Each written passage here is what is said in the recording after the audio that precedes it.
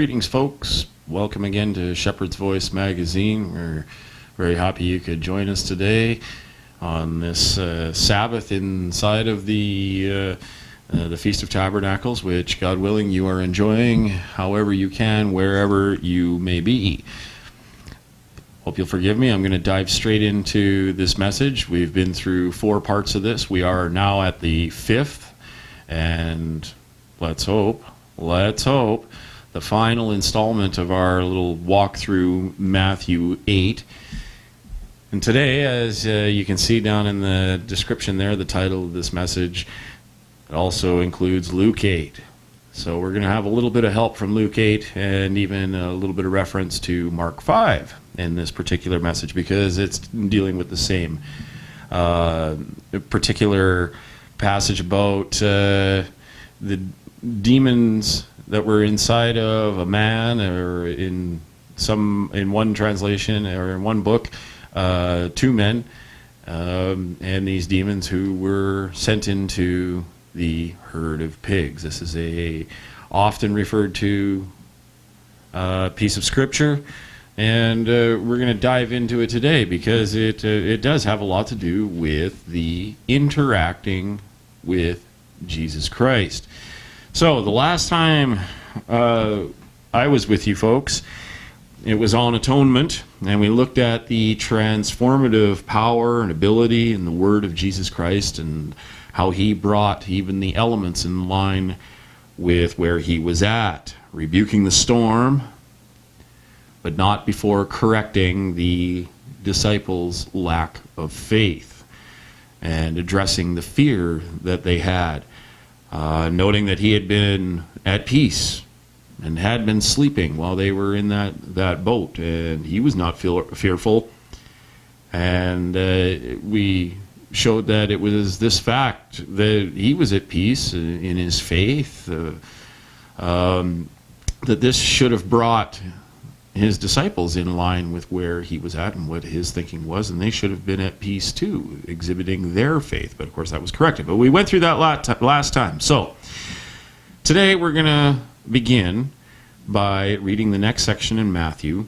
I'll read verses 28 through 34 in their entirety for you, and then again, as we've been doing, we'll start to break it out piece by piece, and we'll again, as I said, we'll incorporate Luke 8. So if you want to turn over to Matthew 8, and we'll drop down to verse 28, and we'll read to verse 34. It says, when he had come to the other side, to the region of the Gadarenes, and we'll see that this is also translated as the Gerasenes, the region on the other side of the Sea of Galilee. And in Matthew 28 it says, 2 demon-possessed men met him as they came out of the tombs. They were so violent that no one could pass that way. And in verse 29, suddenly they shouted, "What do you have to do with us, Son of God? Have you come to torment us before the time?" And a long way off from them, in verse 30, it says, a large herd of pigs was feeding. In verse 31, it says, if you drive us out, the demons begged him, send us into the herd of pigs. In verse 32, go, he told them. So when they had come out, they entered the pigs, and the whole herd rushed down the steep bank into the sea and perished in the water. Then the men who had tended them fled. They went into the city and reported everything, especially what had happened to those who were demon-possessed. And in verse 34 it says, at that the whole town went out to meet Jesus. And when they saw him, they begged him to leave their region. They told him to get out. So as we get going here, I want you to put your thumb in Luke 8. And in particular, verses 26 through 39. Throughout Matthew 8 so far, we've stayed within the passages in that book and chapter, which relate all of the instances that we've been talking about of Jesus' interaction with people and casting out demons and healing and so forth. But these instances are also recorded throughout the Gospels, and they're in Mark and they're in Luke. But some of these, in this particular one that we're going to read, that we're reading today, there are subtle differences. And it's interesting what is included in some and not in others. But as I said, we've stayed within Matthew 8 for the bulk of the past 4 messages. But today, as evidenced by the title, as we noted at the beginning, in the description there below, we're going to incorporate these verses in Luke 8 to help us with the Matthew message, or the Matthew passage, rather. We're going to limit our use of Mark, except for to refer to it, but this particular story is also in Mark 5, verses 1 through 20. And as it's nearly identical, not 100%, but nearly identical to the account we find in Luke 8, 26 to 39, we're going to focus on the Luke one. Because of the nature of Luke's writing, primarily, and as such, it was because of the details that he incorporates and specifically notes and that sort of thing. So you'll see as we go through what I'm talking about. But let's parse out a bit of Matthew 8, 28 to 30 to begin with. The first couple of verses there in Matthew 8, and then we'll begin to note some of the intricacies that Luke touches on. All right, so in Matthew 8 and verse 28, it begins with, when he had come to the other side, to the region of the Gadarenes, or as we said, the Gerasenes, 2 demon-possessed men met them as they came out of the tombs. These men were in the tombs. They'd been living there. And they were so violent that no one could pass that way, and they shouted at Jesus, "What do you have to do with us?" This is obviously the demon speaking through these men. "What do you have to do with us?" And they refer to him as Son of God. "Have you come to torment us before the time?" And then in verse 30 it notes the long way off a large herd of pigs was feeding, and by all accounts it was somewhere in the neighborhood of 1,000 or more pigs. So they're in this location opposite Galilee, and as we said, it's called the Gadarenes, or as the account in Luke 8 and I believe Mark 5 rather renders it, the Gerasenes. And this, like we said, it's on the opposite side of Galilee.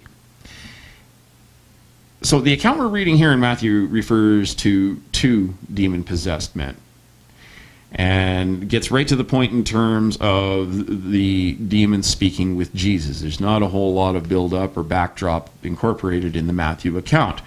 And it notes pretty early on the herd of grazing pigs, which is something that, if you're looking in the account in Luke, it doesn't even mention the pigs until verse 32, after beginning in verse 26. So these are some of the things that are fleshed out a bit more in Luke, okay, in Luke 8. And it's where we'll switch over to Luke 8 right now and jump off in verse 26, and we'll start to read a little bit of what was going on, because the scene is set a little bit more thoroughly in the Luke account. So verse 26 says, "Then they sailed to the region of the Gerasenes, which is opposite Galilee. When he got out on land, a demon-possessed man from the town met him. For a long time he had worn no clothes and did not stay in a house, but in the tombs." Now, here we're told of only one demon-possessed man. There's only one individual. And the common belief is that the fellow noted in Luke and in the account in Mark was so overtaken by these demons, and his condition was so much worse than the other fella, that it is just assumed that this man was the focal point. And there was 2, definitely, because we read that in Matthew, that there was 2 individuals. But this one individual in particular was so badly overwrought with these demons that it's the one that is noticed. So as we go through, we'll kind of interchangeably note man or men one or two people. But in Luke 8, it focuses on this one demon-possessed individual. And like I said, the account mark is the same. It's similar in this regard. So in verse 28 of Luke 8, it says, when Jesus saw this, or when he saw Jesus, this man, this demon-possessed man, he fell down before him, and he said in a loud voice, "What do you have to do with me, Jesus, Son of the Most High God? I beg you, don't torment me." So there's a few things going on here that we need to make a note of. In the account in Matthew 8 and verse 29, we read that the demons and the men were suddenly shouting, "What do you have to do with us, Son of God? Have you come to torment us before the time?" So let's understand. There are numerous demons in play here. And they fall before Jesus, and as we see, they refer to him in a particular way. They refer to him as Son of God. And in Luke, they go with his full, thorough title of Jesus, Son of the Most High God. And this is interesting for a couple of reasons. Firstly, they are aware of who Jesus is. Painfully so, I would assume. And that he's capable of exacting torment or judgment upon them. They recognize that he has this power. And you can read in James chapter 2 and verse 19, it says, "You believe that God is one? Good. Even demons believe and they shudder." All right? Notice though, note they call him Son of God. Son of God. And back in Matthew 8:20, when we were talking about the fellow who was all exuberant and wanted to follow Jesus and said, "I'll go with you wherever you want me to go to," Jesus said to him, "Foxes have dens and birds of the sky have nests, but the Son of Man has no place to lay his head." So here we see a difference in terminology when we look at who is interacting with who. All right? The Son of God, Jesus, Son of the Most High God, this is definitely the more formal of the two references here, and is actually the title. It is a name and title. More accurately, it's both. But that's the full name, and that's going to play in here in a second. But we're not going to dwell on it a whole lot today, because I do want to get us out of here at some point this evening, at some point this week.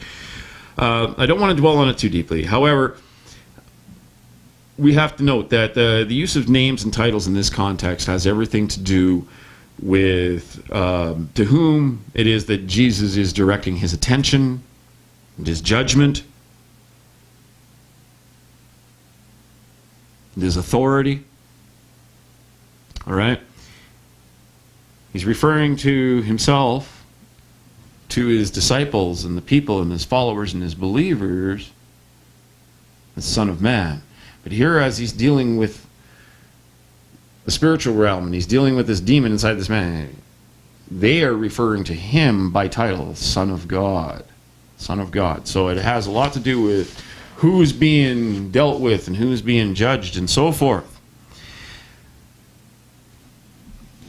But thirdly, and this has to do with the full name aspect of this. We've noted that the people in this region, I know I've mentioned this in the last number of messages, they were highly superstitious.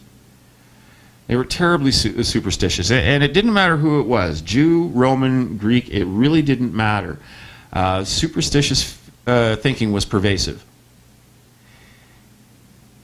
And the superstitious thought at the time held that if one could speak the full name of another, or of a spirit, these sort of things, that it included spirits, that one could assert power over them. And they, that is the demons, were using this in an attempt to intimidate Jesus, or to appear as though they were intimidating Jesus. Basically, it was firing off the first shot. See, this wasn't a prayer as such, or begging as such. When he says, "I beg you, don't torment me."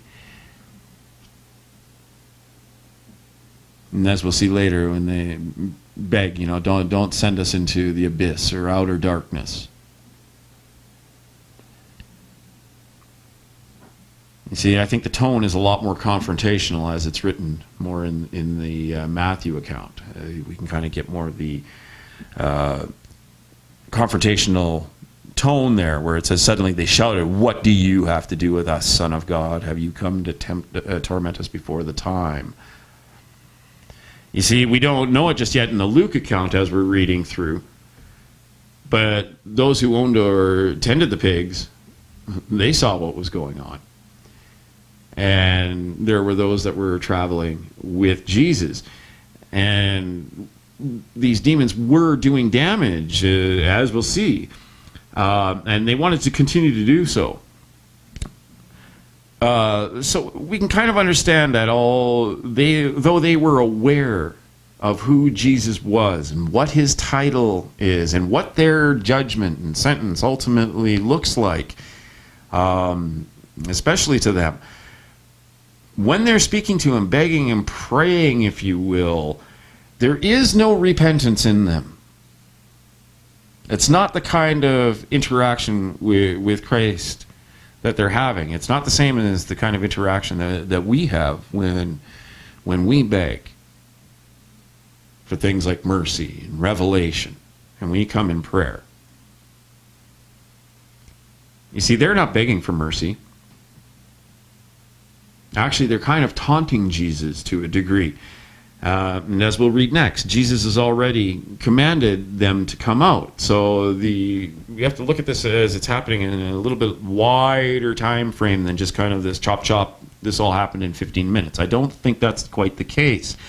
So let's continue in Luke 8. Let's go to verse 29. Because it begins verse 29 with, "For he had commanded the unclean spirit to come out of the man." Okay, he had already commanded it to come out. And we continue in verse 29. It says, "Many times the spirit, the unclean spirit, had seized him. And though he was guarded," they put guards around this guy. They put chains on him. He was bound by chains and shackles. He would snap the chains and restraints and be driven by the demon into deserted places. So through demonic possession, he had broken the chains many times. He had escaped and was causing all kinds of damage to himself, and was raving, basically. So this group of demons inhabiting this man, as we're talking about here, they're really bad, to put it very lightly. The account in Mark 5 adds to the fact that not only was he wearing no clothes, he had ripped his clothes off and all of this. He wasn't in his house. He had been banished to the graveyard, basically. He was in chains periodically. He was in shackles periodically. And Mark 5 even said that he was cutting himself with stones. So these demons were having just this massively negative effect on this man, and they were really doing everything they could to destroy him. They had taken this poor fellow out of the community, and he would scream and he would yell, and because of this, he was hampering the way that they would come and go through this area here. They couldn't travel even past him. They were scared of him. And he had been this way for a while. And like I said, he had been kind of banished to the graveyard, so to speak. So in verse 30, Jesus says, "What is your name?" What is your name? And an answer comes back from this fellow. He says, "Legion." because many demons had entered him. Now, I mentioned how this was a superstitious society. Anyone who could see what was going on here would have likely thought that these demons, speaking through these possessed men, and this possessed man in particular, were gaining momentum in their fight with Jesus.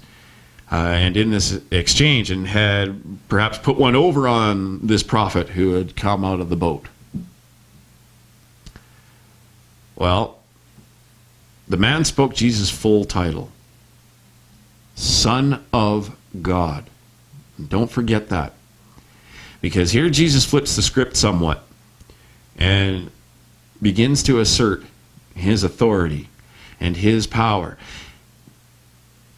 And we'll look at how here, because it may seem that, oh, well, he was kind of capitulating with, this whole calling somebody out by their full name. Now Jesus is asking him his name.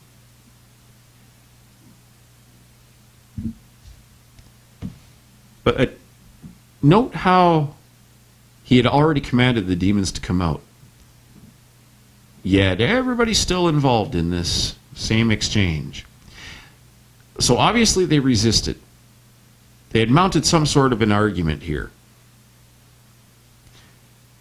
And this is how Jesus again took control of the situation and brought everything in line with where he was, in his authority.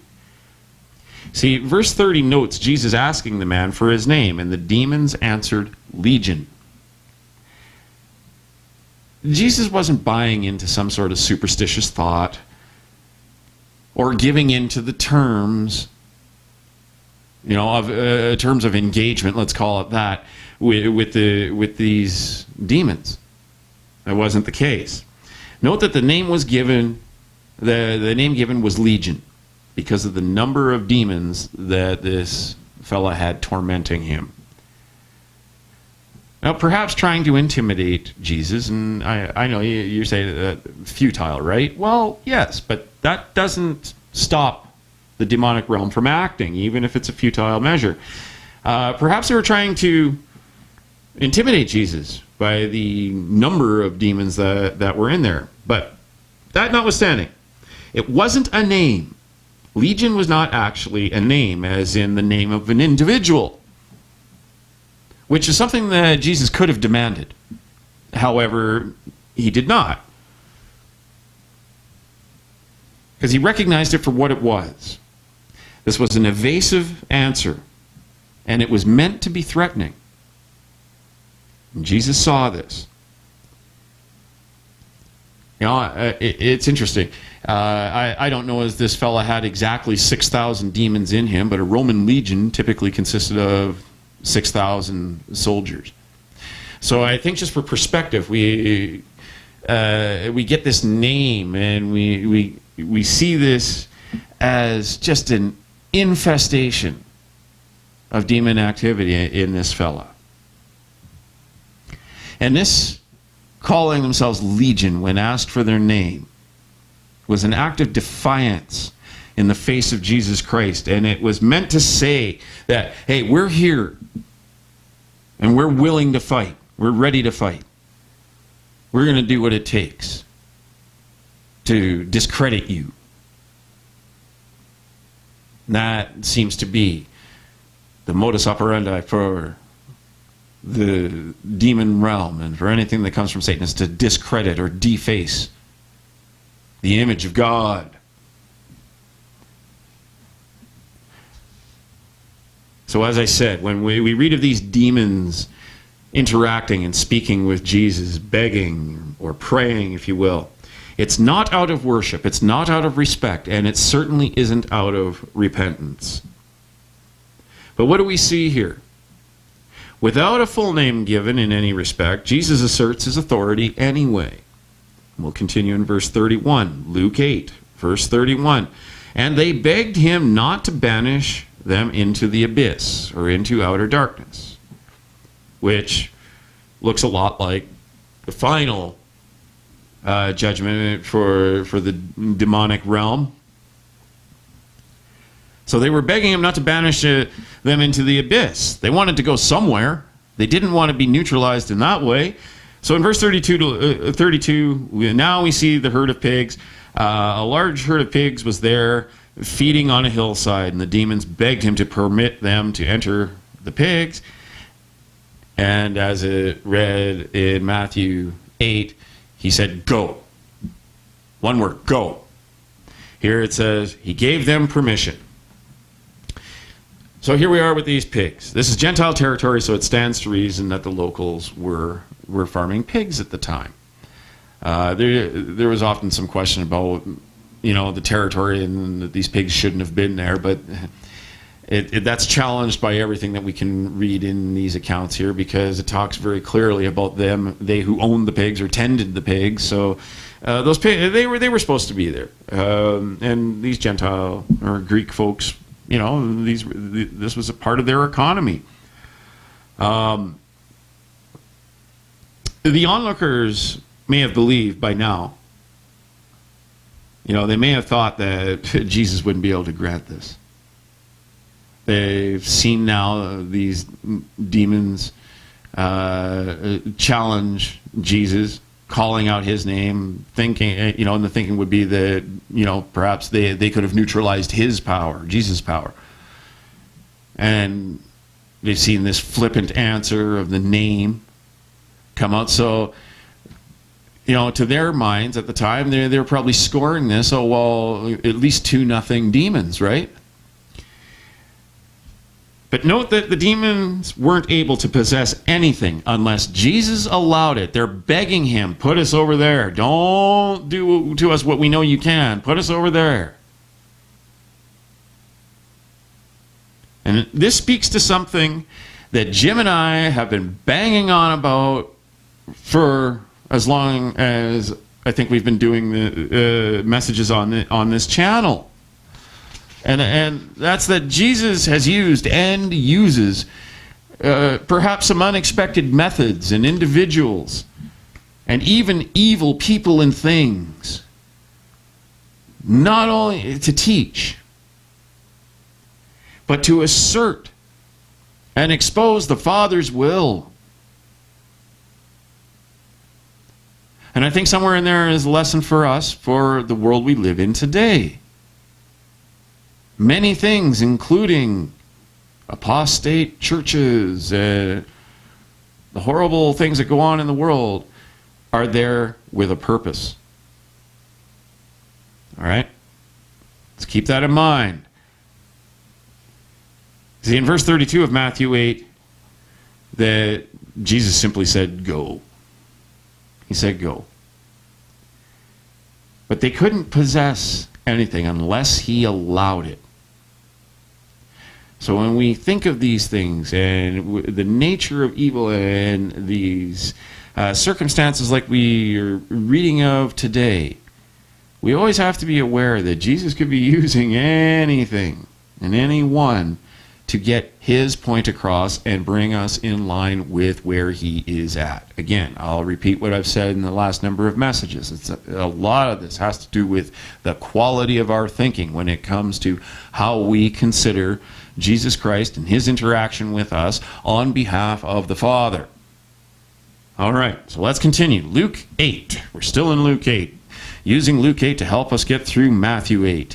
Luke 8, let's drop down to verse 33. It says, the demons came out of the man and entered the pigs, and the herd rushed down the steep bank into the lake, and they drowned. Gone. And from here on in, this is all we hear of about, or from, from the demons themselves. You see, these demons didn't want to enter the swine to live a life as a grazing pig. That's not what they were after. That would seem like it would be a bit of a short prospect anyway if they were butchering these things or selling them for food. But they wanted to continue to cause damage. Now, I'm sure you can only imagine that a herd of 1,000 or more demon-possessed hogs, a herd of swine, It could likely cause all kinds of damage and chaos. I mean, pigs can be an absolutely brutal animal. And, I mean, I can only imagine, a feral pig is devastating to the land and, farmers' land and crops and little animals, all kinds of things. They do all kinds of damage, cost all kinds of money to farmers. Can you imagine what a demon-possessed herd of pigs is about? Man, it must have been... the prospect of that in that time period, the lack of protection one would have from that kind of absolute destruction, boy oh boy. But you see, these pigs, they wanted to continue to cause that kind of chaos and damage. That's pretty evident. They had already caused it for this man, or these two guys, these two men.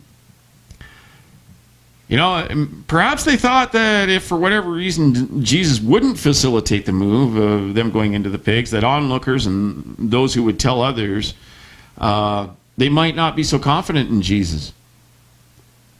They might not be confident in his power and perhaps further cut down the image of God. I'm not going to pretend that I understand the reasoning or the psychology behind the thinking of a demon. It ain't healthy, for lack of a better turn of phrase. It's not healthy. However, I think we need to consider the fact that they were already defacing the image of God by what they were doing to this individual. We are in the image of God. And here was this man, and he's raving, and he's torn all his clothes off, and he's cutting himself with stones, and he's been banished. He's out. He's alone. He's out in the wilderness, so to speak, and as well in these tombs. So they're defacing the image of God already. So whatever the reasoning is, Jesus was in control of the situation. And at the very least, these demons knew it. They knew it. But they were gonna go right to the end anyways. So the pigs run down the hill and into the water, and they drown. And how this neutralized the demons at the time, or where they went at the time, folks, I can't tell you. I don't know. I would assume that in some way Jesus was telling them that, yes, indeed, he was going to assert himself and contain them prior to the time. But it wasn't for them to determine what that time looked like, when it was, or how he would exact his authority over them. But rest assured, he had that authority. He had already been casting out demons. We're not told a lot about where they got cast to, but as for now, or for how long between then and now, they were contained, or are contained, I can't say. But we need to believe that it isn't important for us to know at this time. I think, though, it exposes the darkness in these demons, the darkness in evil, and the virulent, pathetic nature of evil. And this is kind of the comparison that we can make here. See, at every turn, every option being one of attacking the honor, the glory, the power, the authority of the Almighty,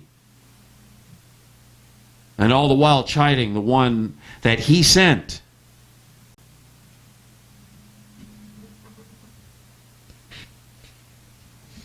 But I think it really does expose the pathetic nature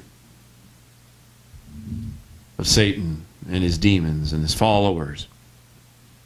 You see, Christ sent the message of exposing the demons' intention, which was to destroy the men, to destroy them all, in fact, in the same way that they destroyed these pigs.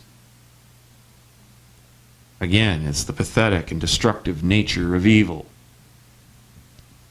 Matthew 8:33 reads, "Then the men who tended them, the pigs, well, they went into the city and they reported everything, especially what had happened to those who were demon-possessed." And if that doesn't say enough, let's look at the account in Luke. Let's go to verse 34, Luke 8. "When the men who tended them saw what had happened, they ran off and they reported it in the town and in the countryside." In verse 35, "Then the people went out to see what had happened. And they came to Jesus and found the man, the demons had, and found the man, and the demons had departed from him. And he was sitting at Jesus' feet, dressed and in his right mind. And they were afraid." Isn't it strange to think that in one moment or one day they see this guy and he's completely flipping out and he's cutting himself and he's screaming and raving and he's all full of demons, scaring people. But then when they see him in a moment of serenity and he's calm and he's in his right mind and he's been restored and he's in his clothes and he's sitting there with Jesus, the one who had freed him, and they are afraid of that? That kind of transformation made them afraid? Suddenly, I have some questions, and I think we all should have some questions. Let's note that the demise of the pigs wasn't mentioned. It says they told what happened, but it notes that especially how these demons were removed. It says they reported what they witnessed. And it says they reported it in the town and in the countryside. See, what had happened in terms of the men being freed of the demons was so huge that it eclipsed the transfer of the demons into the pigs itself and their subsequent drowning. It was that this man or these men had been restored, that the demons had been removed. And this is the only place, we'll just make note of it, in Scripture wherein we see a demon going from being in one being and being transferred into another. Okay? Interestingly enough. But not to be overlooked, too, is that there would be a clear economic loss. You know, this herd of otherwise, to these people at least, you know, this is valuable livestock. Instead, the focus was on the restored man, now clothed and no longer a threat. Yet at the end of verse 35, it says they were afraid. So let's continue. Verse 36, Luke 8. It says, "Meanwhile, the eyewitnesses reported to them how the demon-possessed man was delivered." In verse 37, "Then all the people of the Gerasene region asked him to leave them." Unthinkable.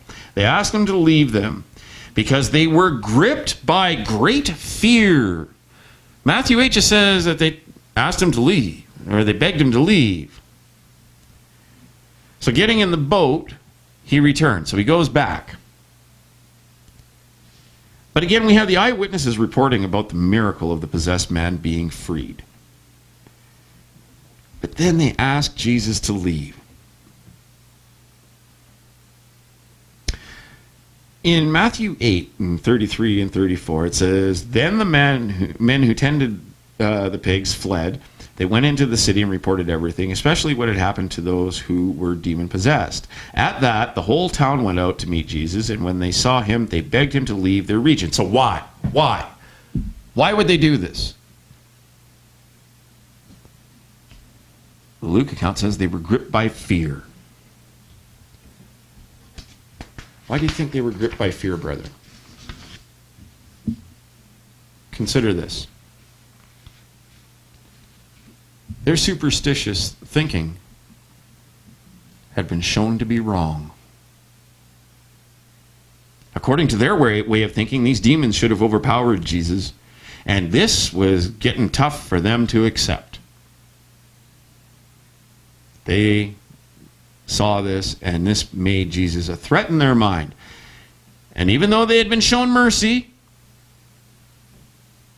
and that the removal of the unclean spirit had made it possible for them to resume life traveling back and forth past where this guy wouldn't let them go before, they could kind of go on without being accosted. He took that element away.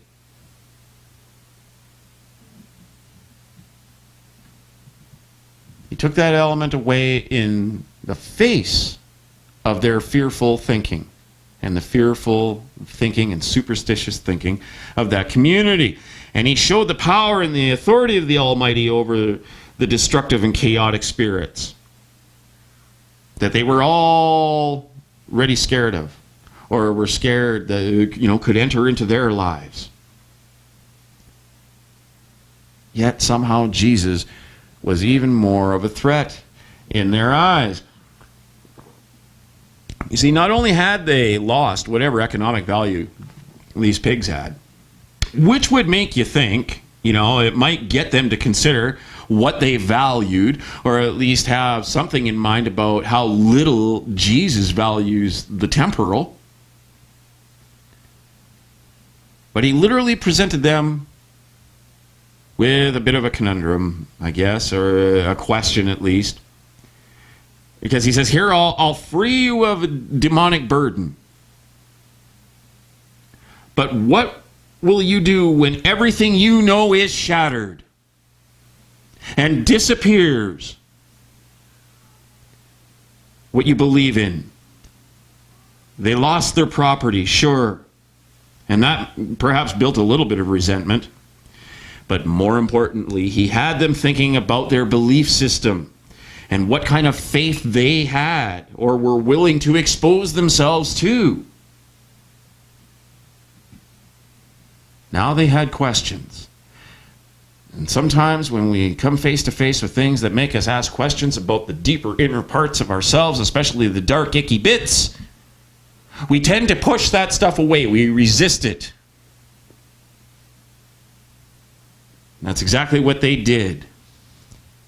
They didn't exactly come through shining. And oddly enough, that's where the Matthew 8 account ends. In the face of all that Jesus had shown and what they knew happened to those who were possessed, well, that all seemed to go right out the window.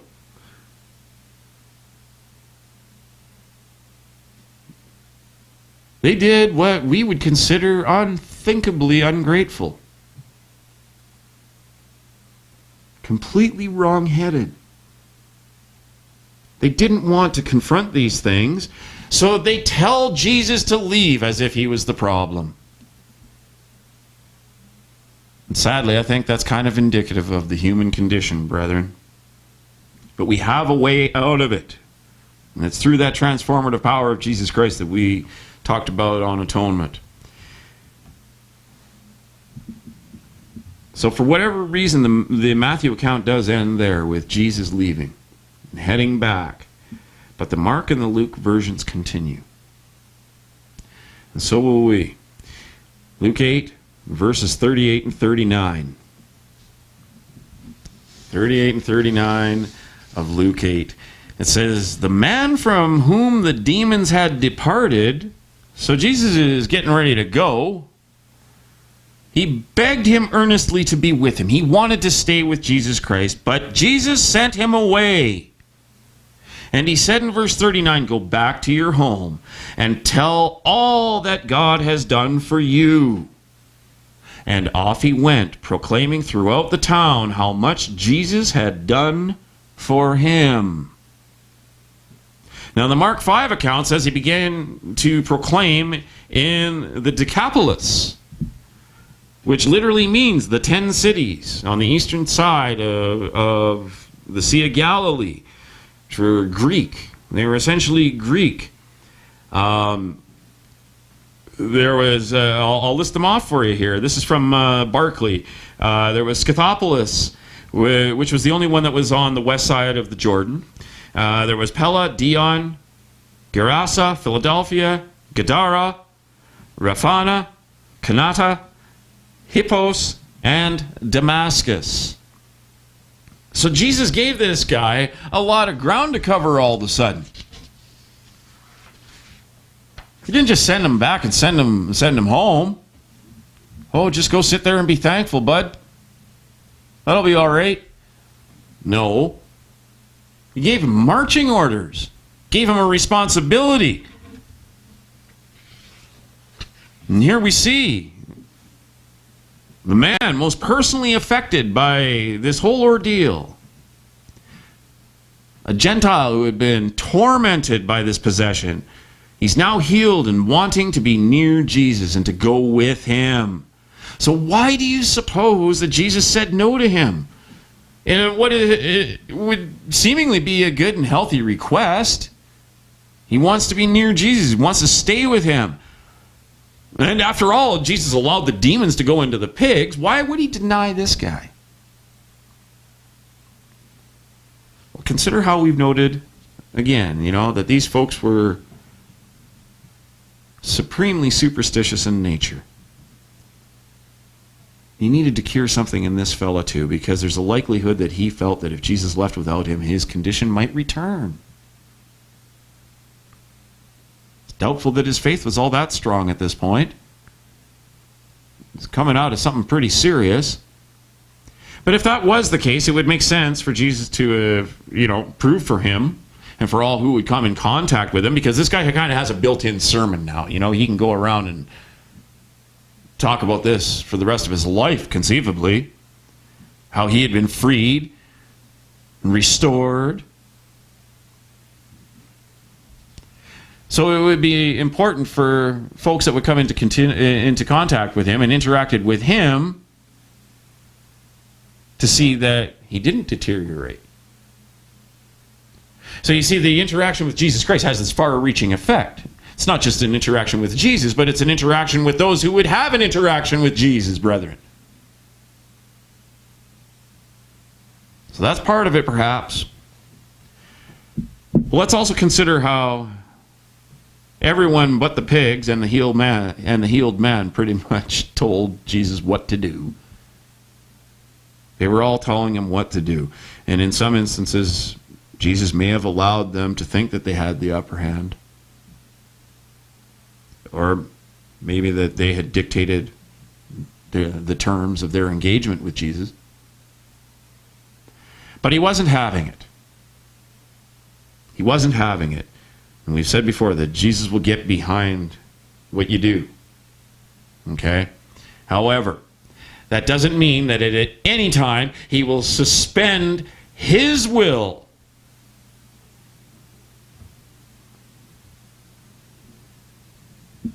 And especially to suspend his will for something that doesn't support his will is not going to happen.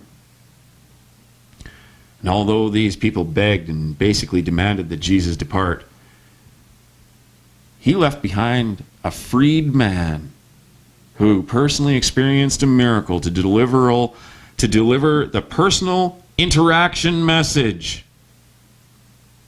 that he had, and to take that throughout 10 Greek cities. See, although Jesus would personally depart, his message of healing and restoration, on the other hand, through the Father, well, that would be exposed to an even greater number of people, wouldn't it? That element would remain. Brethren, I think this was a tremendous nod to the taking of the gospel to the Gentile people that would later be commanded and come to fruition after Jesus' physical walk. And I believe these were some of the seeds of the faith that were originally sown beyond the Hebrews. It's a lesson in how Jesus will always triumph exposing the futile, chaotic, and the pathetic, brethren. And it's a lesson in how Jesus will utilize whoever and whatever situation, person, or realm he deems necessary or fitting to bring us to the place where he is. So, brethren, for my longest message in some time, I am out of pages and I'm out of time. God willing, this has been of some help to you over the last number of messages that I've brought to you. Again, I sincerely hope you're enjoying the Feast of Tabernacles 2022 wherever you may be and however you are able to observe. We encourage you to give us the thumbs up or the thumbs down. We're not proud. We'll take either one. Go ahead and hit the bell icon and receive notification for when these messages go out. Subscribe if you haven't. Share these videos at will. We encourage it. We'd love to hear from you. I wish you all a happy Sabbath. Thank you for joining us, and we'll see you next time on Shepherd's Voice Magazine.